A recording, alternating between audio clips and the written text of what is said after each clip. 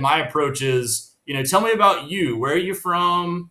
Do you have family? How did you get into this business?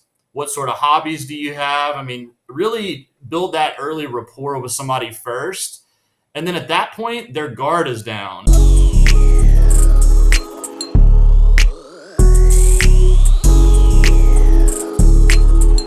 Welcome to Career Plug. Hi, and good morning. It is a Sunday morning. I have a special guest. But first, before I get to him, if you have not, please like and subscribe. I am looking to explore careers and bring guests on who actually live and work these careers to provide insight, advice, and counsel. With that, I want to welcome again a special guest, Matt Peeler, to my episode. Matt works for Maple Mark Bank. He has been in the banking industry for most of his career, I believe. I will let him provide the introduction. But first, I'd like to know, Matt, what are you plugged into these days? Yeah, well, Gene, it's a pleasure to be here. Happy Sunday to you and to your audience. I mean, right now, my life, in terms of what I'm plugged into, pretty much revolve around my job, which is being a commercial USDA lender nationwide, being a husband and a father. So I've got a wife and three young kids at home and a fourth on the way. And then aside from that, I like to play tennis and go to the gym. So, work, home, exercising is kind of what I'm plugged into. And also just, spiritually, I'm a man of faith, and, I do pray, and I do believe that God has an active role in my life and in those around me as well. I love that. I love that intro as a man of faith as well. That is one thing we clicked on. We've known each other probably surprisingly at this point 3 years. We are relatively new friends, but when we haven't even actually physically met, but we instantly clicked when we were working on some prior projects. So I am, again, really excited to have you on the show. I like you as a person. And not only are you very personable and upbeat and enthusiastic, you're also very smart, you're witty, funny, intelligent. So I am not your wife, but I can see what she likes in you. Thanks, Dean. And the feeling's mutual, man. I agree with everything you said. We've known each other 3 years, but I feel like we have a close bond with one another, and we've had some deep conversations in a short period, and I feel like there's a lot of areas where we connect and align quite well together as friends, and I'd say former colleagues, even though we were at different employers, we worked together day to day. So. Correct. So with that, let's get into your background before we get into banking. And I think this is an industry, obviously one of the oldest industries in America. And for the most part, people, think of the retail section of banking, when they walk into a bank, et cetera. But they don't know that there are other roles in banks, sales roles, other, business development roles. There are other things that are possible in banking. But let's start with your background. I know you live in North Carolina, but why don't you give me a brief background? Yeah. Well, I'll start off education wise and then we'll go into my career. So I went to college at East Carolina University, which is in Greenville, North Carolina. And the reason I went to That's where Mr. ECU, Beast went. yes, that's right. I Yes. bet you didn't think I Sandra knew that. Bullock. Sandra Bullock also went to ECU. It's another fun fact. She came down from New Jersey, Wow. and there's a lot of folks from up north that come down to school there for whatever reason. Probably the nice weather that we have.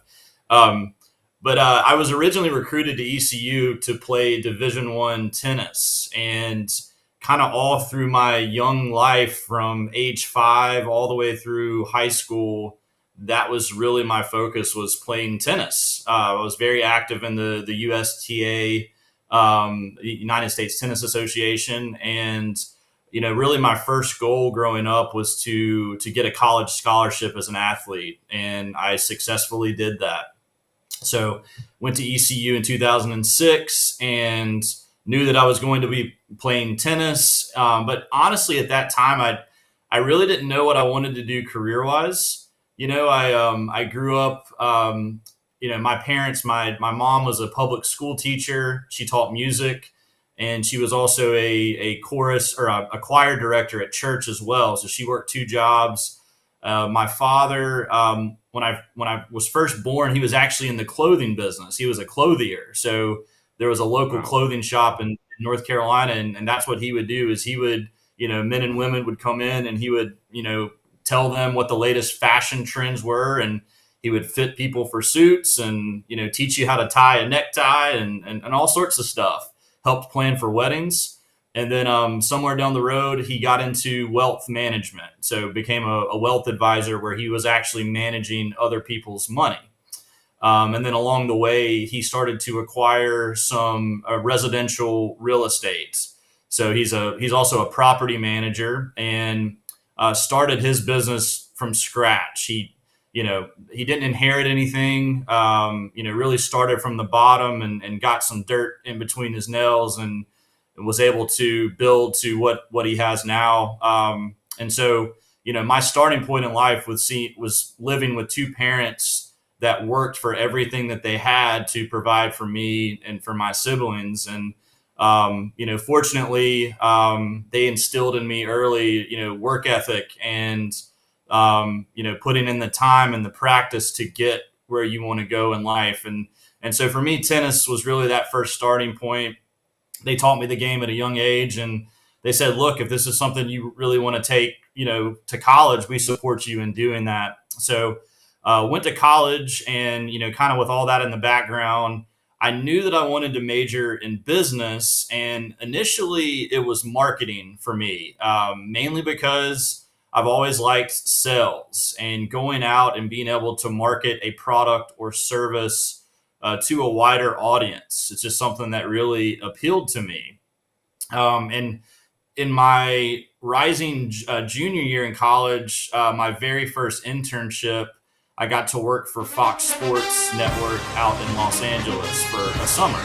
I was part of their marketing department. And in that particular role, it was my job basically to watch highlights from various sporting events. So baseball games, basketball games, football games. And basically what I would do is I would watch a highlight, and any time a major play would happen, like you're watching baseball and somebody hits a home run, or you're watching football and somebody scores a touchdown, I would actually record when that happened, and who the key players were. And then when Fox Sports would go and air highlights on their shows and on their commercials, they would pull the information that I directly had generated from watching those live events. Got It's it. pretty cool.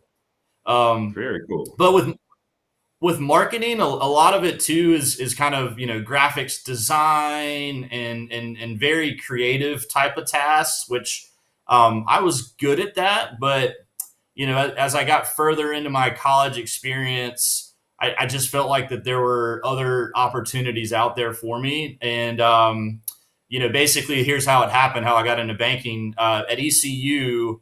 The first bank that I worked for, which was BB&T, which that stands for Branch Bank and Trust. And as you know, they have now merged with SunTrust and have become Truist. But BB&T actually had a permanent office on campus at ECU, and they would host interviews for college students that were getting ready to graduate and were interested in learning more about banking.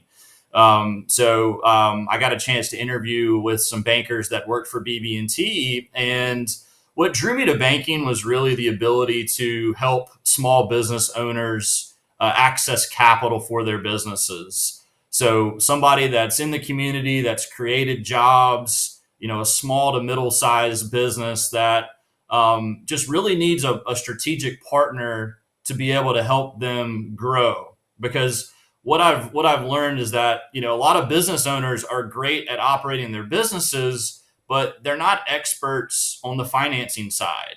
They may not be aware of all the products and services out there that can help them grow. And if you're let's say you're a service based business where you don't have a lot of collateral, let's say you don't own your building, you don't have a bunch of machinery and equipment, you basically have customers, and that's your business. You provide a service to customers.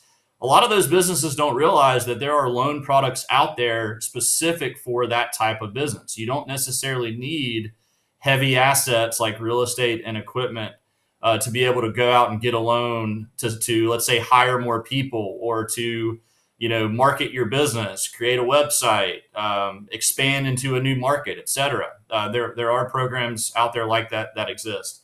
So anyway, as I went through college, I fast realized that banking was the route that I wanted to take, not only to help businesses, but also because I knew that I could still go into sales, because that's what being a lender is. It's educating and selling your institution's financial products and services.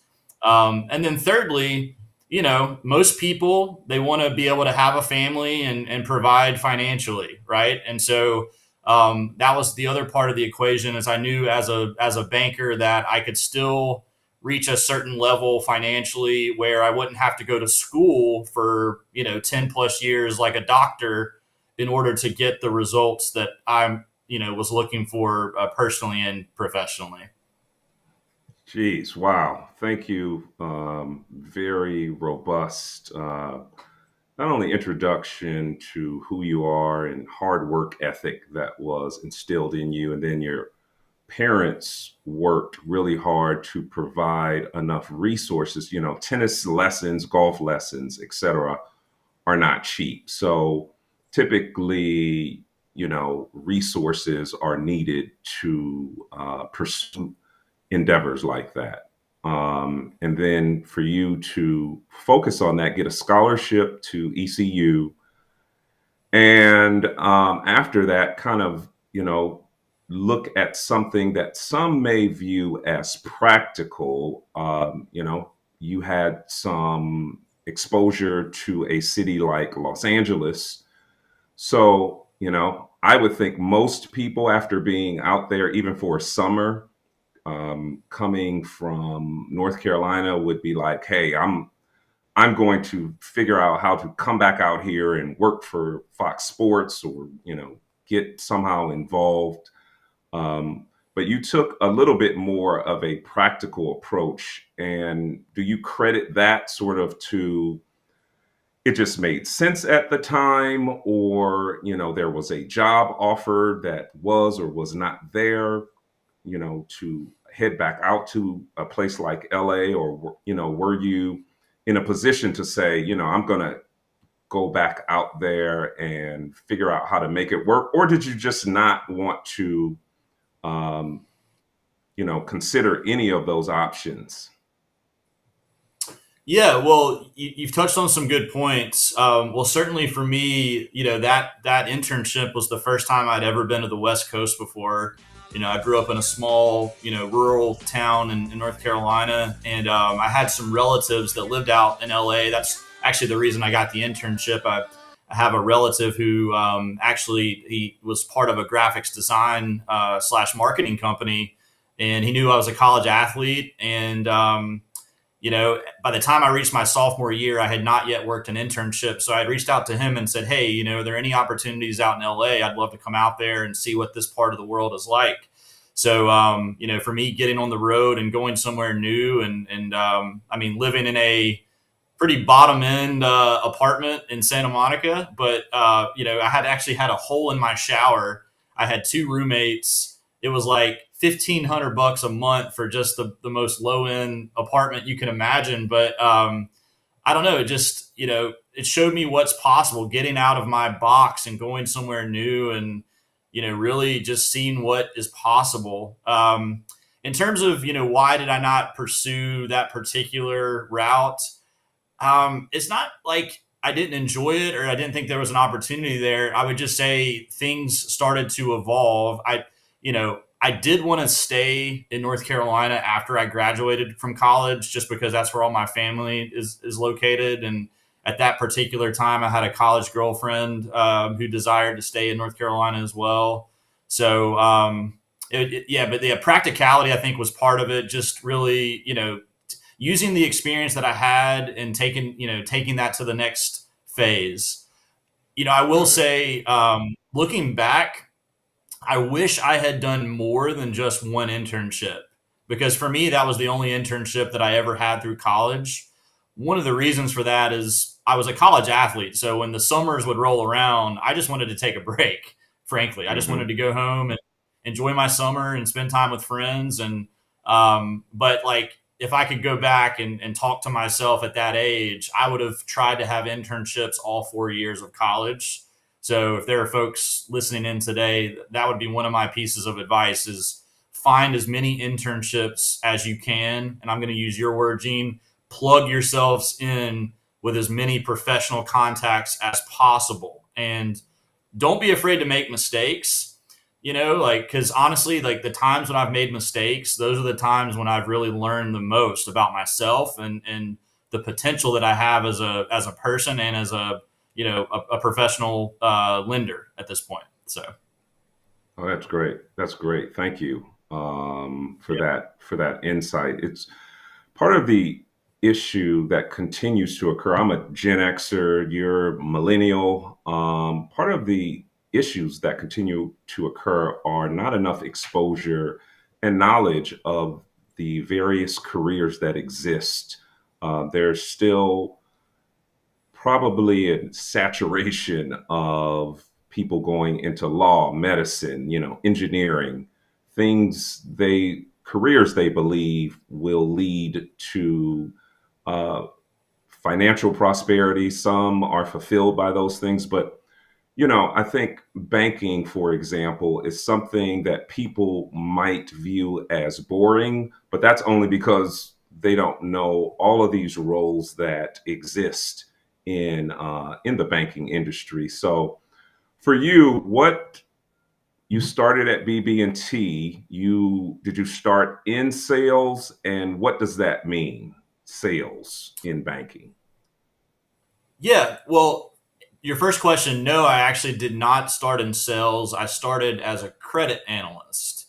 So, for those of you that don't know, anytime a business applies for a loan, the first thing that has to happen before that loan can actually be approved is the loan has to be what's called underwritten, where a credit analyst and or an underwriter will collect some financial information and some business information and really assess what the risks are to the transaction, and also how to mitigate those risks. We would also look at, what is the likelihood that this business is going to repay the loan. And for me personally, getting a foundation as a credit analyst has actually resulted in me being a more effective salesperson. So, to your second question, I did not jump right into sales. And I think one reason for that is, in order to be an effective salesman, you have to have a value proposition. You have to know, what are you actually selling to somebody? And in banking, not only are you selling products and services, but you're selling yourself, you're selling your expertise, you're selling your relationship with somebody. So, to start off as a credit analyst, I really developed the basic fundamentals of cash flow that allow me now as a lender to quickly assess whether or not a business is likely going to be approved for a loan with me, and being able to recommend the appropriate product or service to help that particular business grow. And you said it already, but in banking there are multiple paths that you can take. A lot of people in banking, they start off in retail, so they go in and Hmm. they work as a teller. So they're depositing money, they're cashing checks, handling withdrawals, stuff like that. That's really a great way to see how the retail part of the bank operates. But the lifeblood of banking is deposits and loans. Those two Hmm. things are really what drive any bank in the country. And so, yes, on the retail side, you have to have deposits because the deposits are what fund the loans. And then to generate those loans successfully, you have to have boots on the ground. You have to have people that know the market, that can go out and meet these businesses, that are members of like the Rotary Club and United Way and other local trade and nonprofit organizations to be plugged in. I'm going to use your word again. You've got to be plugged in with your audience, with your community, and your market in order to be an effective salesman because there are banks everywhere. I mean, in my day to day, there's probably 9 or 10 like really strong competitors that do exactly what I do day to day. So, the key for me as a salesperson really is building those relationships, doing what I say I'm going to do. So, not retrading on people. That's the biggest mistake you can make as a banker is over promising something and under delivering or retrading on the customer at the ninth hour. So that's really key. Keep your word. Do what you say you're going to do. Answer your phone. Be responsive and be personable. There's a saying that I learned early on, which is people like to do business with people that they like. So That's be right. likable. I mean, so when I call a customer, I don't immediately go into, tell me about your business, tell me what you need from me, because like at that point they're just a number, they're not a person. But instead, my approach is, tell me about you. Where are you from? Do you have family? How did you get into this business? What sort of hobbies do you have? I mean, really build that early rapport with somebody first. And then at that point, their guard is down. It's like, oh, Matt's a real person. He actually cares enough to ask me about stuff besides just business. And I'd also say, like, take good notes and remember, like, little facts about people. So, if you're talking to somebody and they tell you, I'm a Dallas Cowboys fan, right? Like, if the Cowboys win, even though you may not be a Cowboys fan, send them a text and say, "Hey, nice job at the game on Saturday. I saw your team won." Little tidbits like that tell people you're listening and that you care about them and that you remember stuff about them personally. That goes a really long way in being a good salesman. That is, you just dropped major gems. I mean, and that is your pocket, one of your pocket secrets you let out, right? So I hope the audience Yep. is appreciative of that. That connection piece is essential to building relationships. Um, so, do you think someone in college, is it necessary to have an accounting background, a business background? Can you have an English degree and still look to get into banking? Absolutely. Yeah. I mean, most bankers do go the business route. So, either general business or accounting, finance. For me, I actually got a degree in business administration. And the reason for that is business administration covers pretty much all of the categories that you could think of: accounting, finance, marketing, management, etc. Because I really wanted to be well rounded and didn't want to limit myself to one particular area. I would also add that I enjoyed accounting in college, but it wasn't my favorite subject necessarily. So if you were like me, then you may not want to go the accounting route, and you can still get a good job in the banking sector. But that being said, and I'm going to reference the last bank that I was with, which is Live Oak Bank before joining Maple Mark. One of the great things about Live Oak is that they hired people from a diverse background.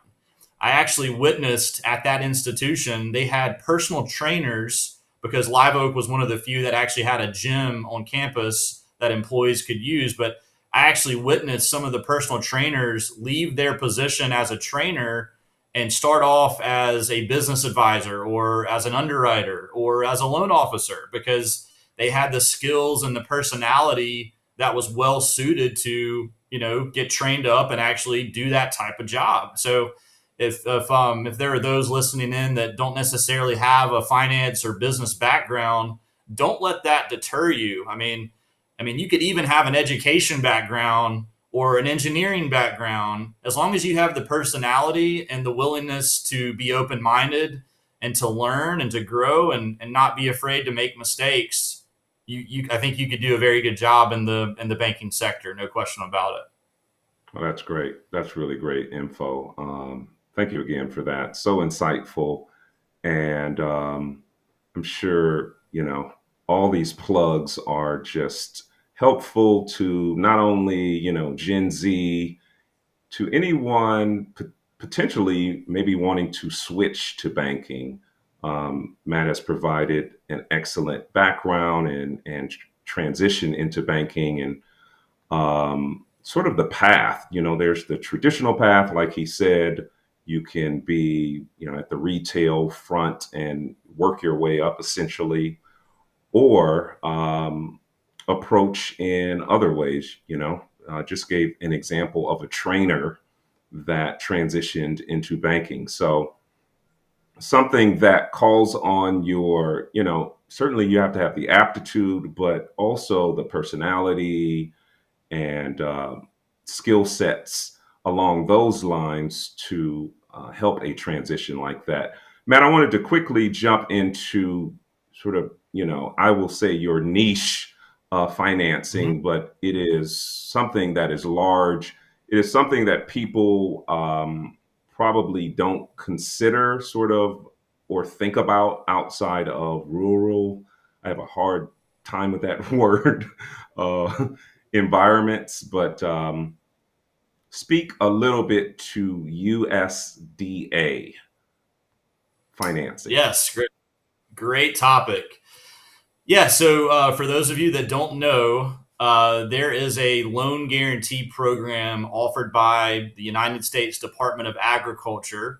However, it is not agriculture related. That's the first thing I wanted to mention. All the people that I talk to, and I mentioned I'm a USDA lender, they automatically think farm loans. These are not farm loans. There's a separate agency under USDA called Rural Development, and there are four programs available for various businesses, nonprofits, public bodies, and Indian tribes that have projects that are located in rural areas. So, when I say a rural area, that is defined as a city or town with a population of 50,000 or less, which is based on the 2020 census that was done a few years ago. And actually, if you look at a map of the United States, you'll actually see that 95% of the entire country is segmented in a rural area, 50,000 or less in population. Most people don't realize that.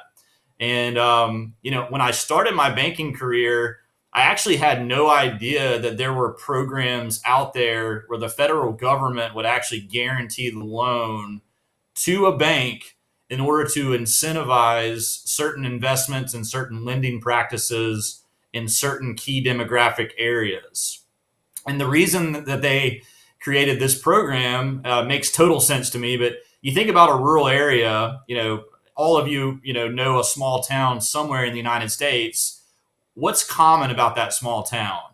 I think a few things that I would say about that is infrastructure is not as modern or as up to date as a larger metropolitan area. So, what does that mean? That means that there are less investments coming in to upgrade the infrastructure, not only like the public infrastructure available, but also businesses and even homes. So the government, as part of this, they want to incentivize more banks to invest their time and resources and capital to helping these small communities grow and to create jobs and to provide for their families. So basically, the way the program works is that when the bank goes out and finds an eligible loan opportunity, the USDA will guarantee that loan 80% if something goes wrong in the future.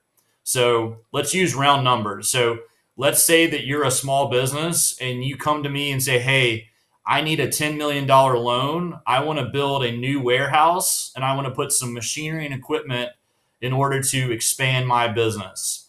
A $10 million loan that is guaranteed 80% means that me as the lender, I only take 20% of the risk, or $2 million if that loan goes bad.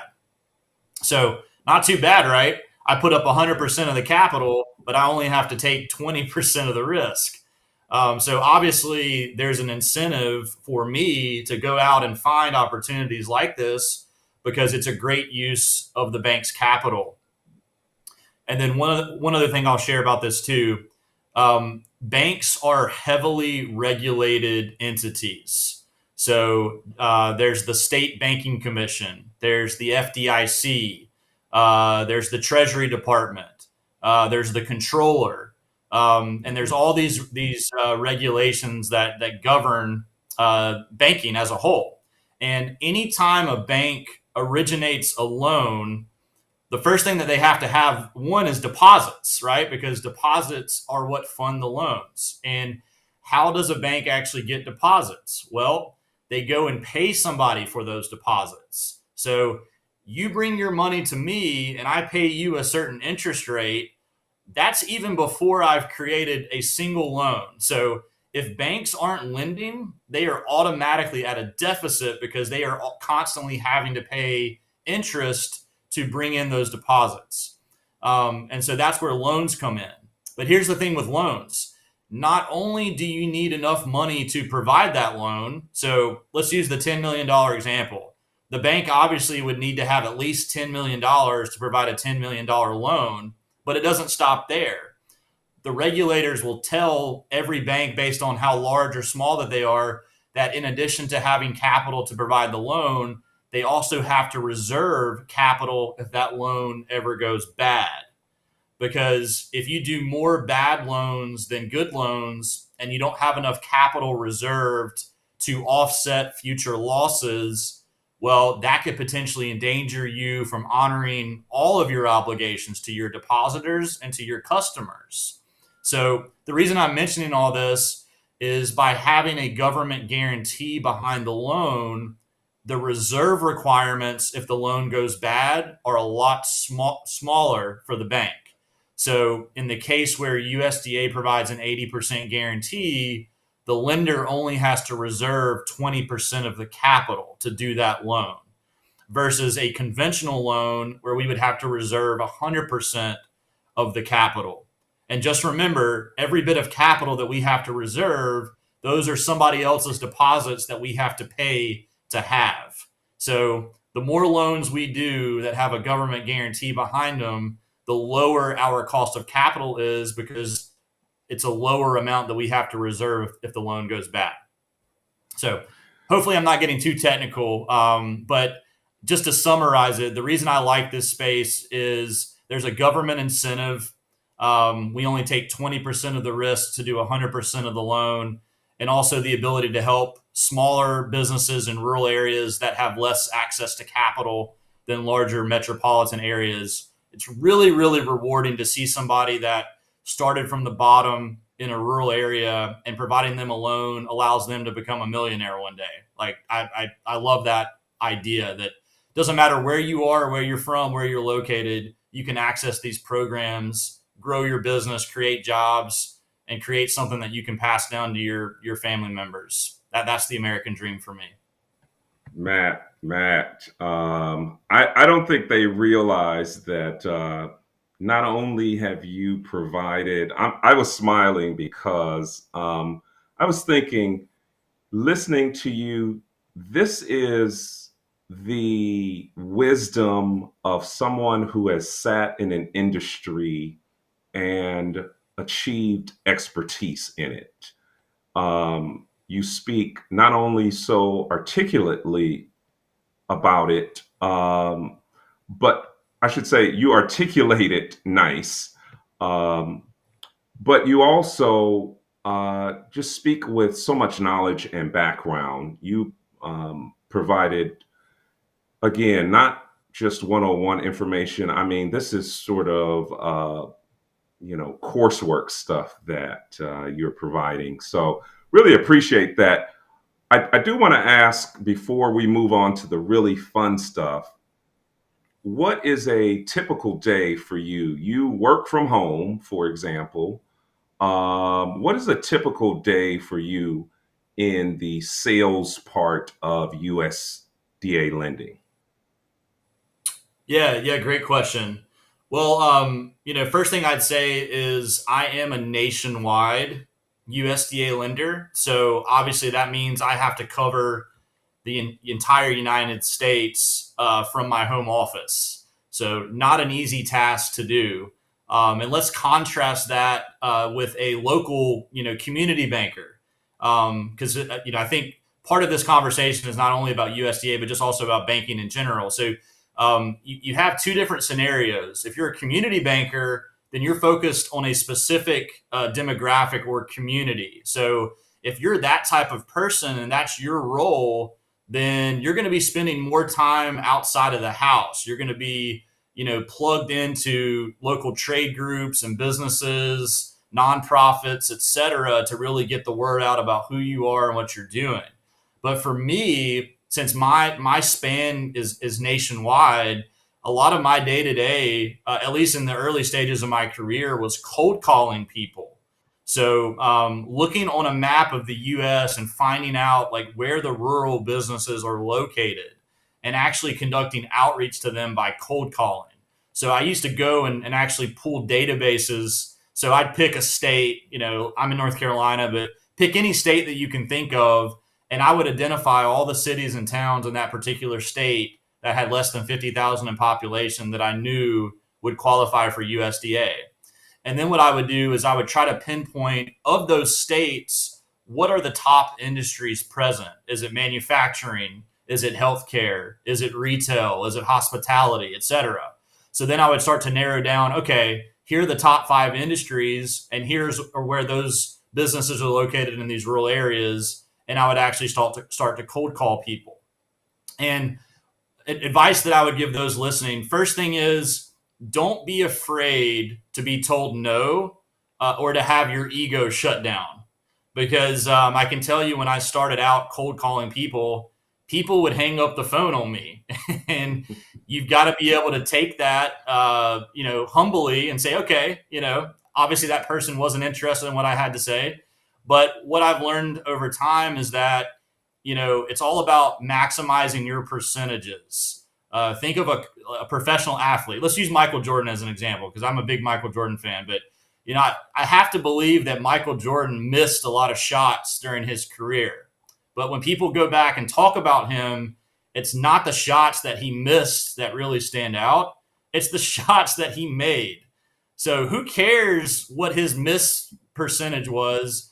It was the fact that he was one of the most successful basketball players, both personally and professionally, of anyone in the history of basketball. Like that's what people remembered about him. So I kind of take that same approach. Like, yeah, there are days where people are going to hang up the phone, or maybe I spend hours of my time trying to dig up a lead and I'm not successful. But if I go back and look at a particular month or a particular year and I got more wins than I had losses, then why does it matter all the times I got hung up, the phone on? So don't be afraid to take risks. Don't be afraid to put yourself out there.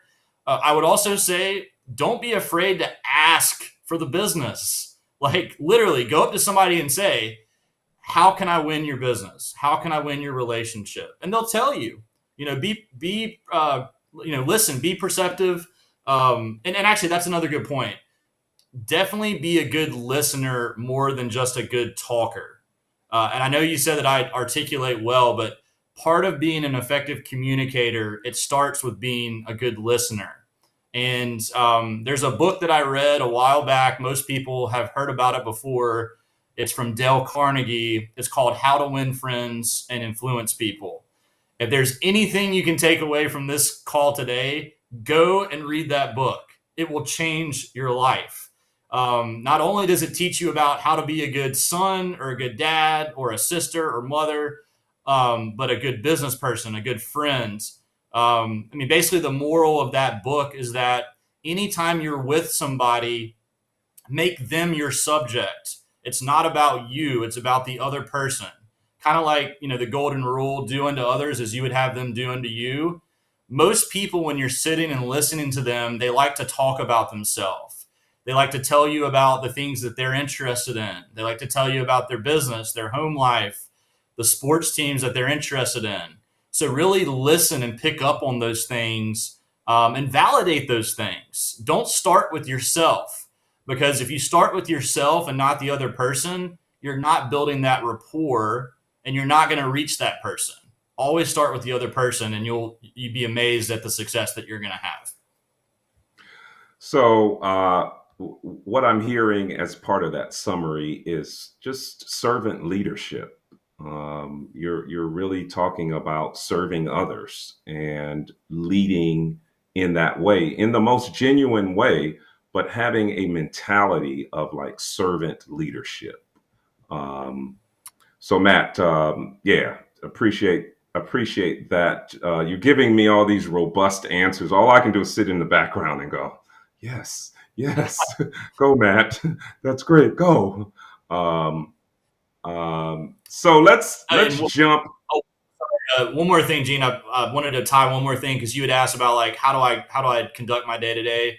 LinkedIn is also, I would tell every young person, or really any person, no matter young person, old person, wherever you're at, use LinkedIn to market yourself. Make yourself unique. Put out testimonials of things that you've been up to, both personally and professionally. That has been a huge source of new business for me. And we live in a modern age where social media and technology is how people conduct business, and also in banking. Every bank has a mobile app where you can deposit your money or check your accounts. So don't be afraid to put yourself out there, and definitely take full advantage of LinkedIn. And I did not have a LinkedIn page when I was in college, but I'm starting to see a lot more students that actually have their profile and they go out and market to employers. So that'd be another nugget of truth that I would recommend to anyone listening. Have a LinkedIn profile, and put content out there that you think people might be interested in. There's no wasted effort there. So. Oh, that's great. That's great. Let's jump right into the really, really fun stuff. So, part of your lifestyle as a father and husband is, working from home. Now, you got to that point. I'm sure, I shouldn't say I'm sure, but for some of us, the pandemic heavily influenced the work from home environment. But in roles like yours, it does not require necessarily sitting in someone's office. So, that overall contributes to time with friends, time with your family, and of course, the discipline alongside that requires, because, that freedom, with that freedom comes immense responsibility. So, lifestyle wise, like, I will not say, how much money you make. I kind of have an idea, but you do very well, especially to live in North Carolina. I'll just leave it at this. I know that you're in the six figures, and you have been for a little while. So there are some people out there like, well, I'm going to be this billionaire. I was like, okay, cool. Let me know when you get there. But until then, there are people in careers making six figures, um, doing very well, living nicely, traveling nicely, providing for their family. So, I said a lot, but lifestyle for you, I'm sure, comes into play. Yeah, yeah. Well, first thing I'll say is, my first job in banking starting out was not anywhere close to six figures. So, first nugget of truth I'd share today is, don't expect to come right out of school or right out of the gate at that level. You're going to have to start off small, and it might mean that you're going to work a job initially that is not your ideal. But that is what builds resiliency and a knowledge base to really help you be successful. One thing I didn't mention, Gene, is actually when I had graduated from ECU, I was a magna cum laude, which means that I had mostly A's and a handful of B's. I had a 3.7 GPA. The only internship I had was the Fox Sports internship.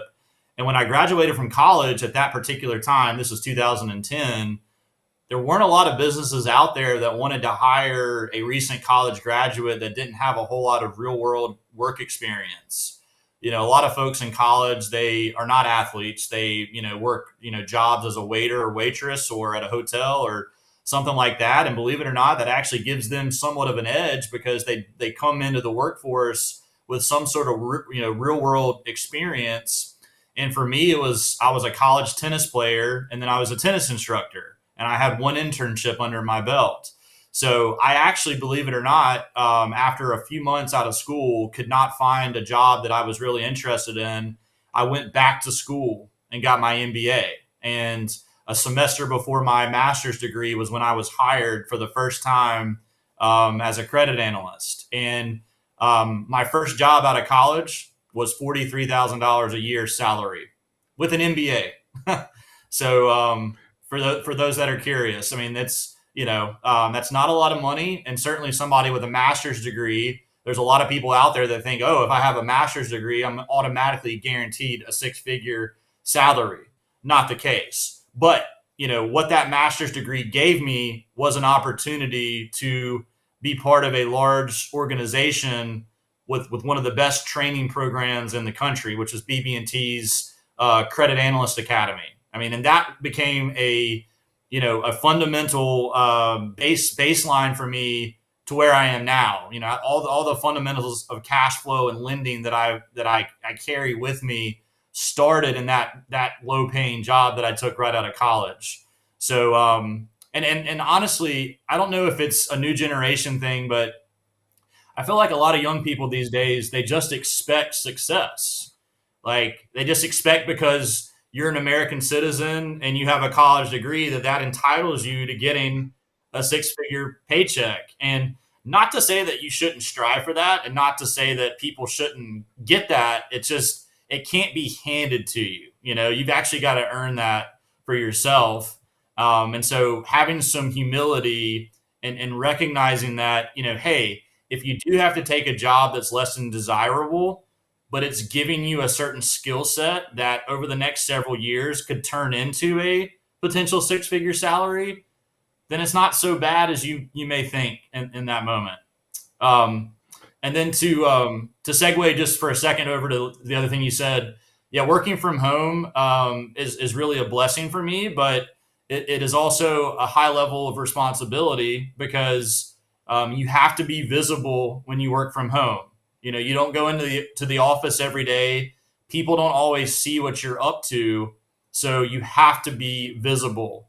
So for me, I do get to see my family during the day, but like I'm working probably right now 50, 60 hours a week or more, despite the fact that I work from home. I do get to see my kids more than a lot of dads that have to drive into the office, but I definitely am a creature of habit, and I've made it a habit of sticking to my work. And normally I start my day around 7, but when I'm turning my computer on and I'm in my office here, people that go into the office, they don't typically start their day until 8:30 or 9, right? So that's part of the key for me. Start my day early, make sure to work until at least 5, and make sure that the people inside my organization that don't work from home, that I'm visible to those people. They don't have to question what Matt is up to at home. Matt is working. Matt is hustling. He's out there really trying to drum up business, and I definitely don't take this for granted. That's right. That's right. The discipline, the focus. Um, Listen, there are multiple paths to success. Uh, whether people want a career, whether they're, entrepreneurs, the principles underlying all of that is discipline, focus. things that lead to success cannot be cheated. There's, a lot of people, I watch a lot of YouTube to try to stay current on what people see, what they want. There's a lot of, individuals on there, I make $300 million a year. I'm like, okay. Um, I didn't see you in Fortune, but doesn't mean you're not making that 300 million. So that it's created this environment, and I don't want to be critical, but I think people undercut the hard work that they don't see. They don't see the 50 to 60 hours a week. They don't see the getting up every day and pushing feelings aside. I don't feel like it. Who cares? Yeah, you got to get up. You got to go.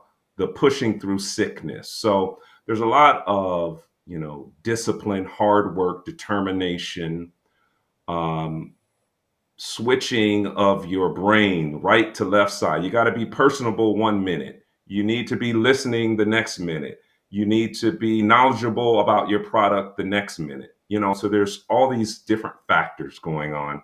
So anyway, I appreciate you just pointing out that, yes, you travel to conferences. I'm sure you got a gazillion miles and travel first class at times. You probably live nice, you earn well, but you've also worked very hard for that. You've worked extremely hard for that.